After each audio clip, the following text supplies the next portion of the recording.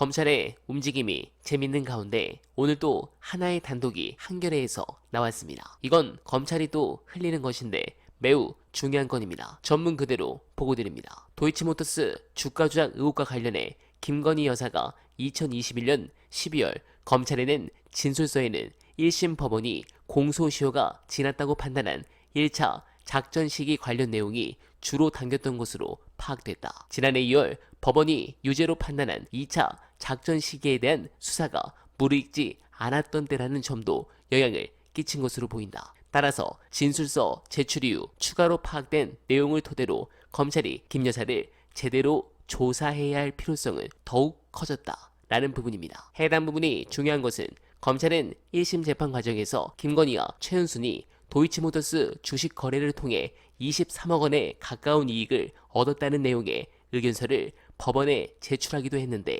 대부분이 2차 시기에 거둔 수익입니다. 그래서 이 보도를 흘린 것은 건희를 소환하겠다는 의지가 제대로 보이는데 아주 판이 재밌어지고 있습니다. 민주당은 여기서 더 속도를 내서 건희 특검도 신경을 써야 하고 원구성에서 확실히 힘을 보여줘야 하는데 걱정을 하지 않는 이유가 있죠. 관련해 중요한 영상 보시고 이어가 보겠습니다. 여의도 대통령 같아 보여요. 야당 대표를 넘어 최대 다수당의 당대표이자 이제 국회에서의 여론을 완전히 주도하는 여의도 대통령 같아 보이네요. 그런데 그 최근에 연금에 관해서도 계약안 수용하겠다. 그 다음에 전국민 지원에도 차등 지급 수용하겠다. 이러면서 여당을 끌고 다니잖아. 요즘은 옛날에 한참 그 단식 투쟁할 때 그때하고는 전혀 달리 상당히 총선 이후에 그 회복한 모습을 보여주는데 단식 투쟁하기 전까지는 뭔 말을 해도 안 먹혀 들어가던데 그 지옥의 시간이 지나간 것 같고 나는 이재명 대표가 그 뭔가 자기 언어가 이제 입에 붙기 시작한 때가 구속영장 기각되고부터 같아요.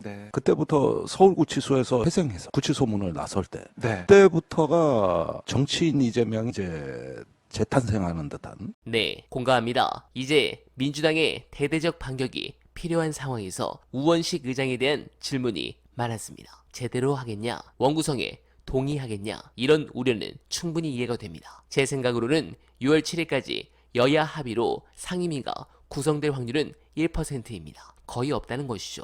그러면 민주당에서는 법대로 가자는 주장을 하면서 본회의 소집을 신청하고 표결을 통해서 상임위를 구성하겠다고 할 것입니다. 그러면 우원식 국회의장은 즉각 본회의를 열어야 하지만 현실은 어려워 보입니다. 이 부분은 추가 협상 시간을 줄 수밖에 없을 것으로 저는 추정합니다. 아마 대략 일주일 정도 시간을 줄 것 같은데 그러면서 차주 목요일 정도 마지막으로 여야 원내대표들 불러서 국회의장실에서 합의해라고 계속 유도할 것입니다. 이게 아마도 가장 가능성이 높겠지만 저는 민주당이 상임위를 차라리 다 차지하고 여당과 강대강으로 가길 개인적으로 희망합니다. 지금 윤석열은 말 그대로 국회를 완전히 무시했습니다. 그러면 국회는 더 이상 행정부를 존중할 필요가 없이 그 힘을 보여줘야 합니다. 만약 최혜병 특검을 윤석열이 한 번 더 거부권을 행사하면 저는 지지율이 10%대로 떨어져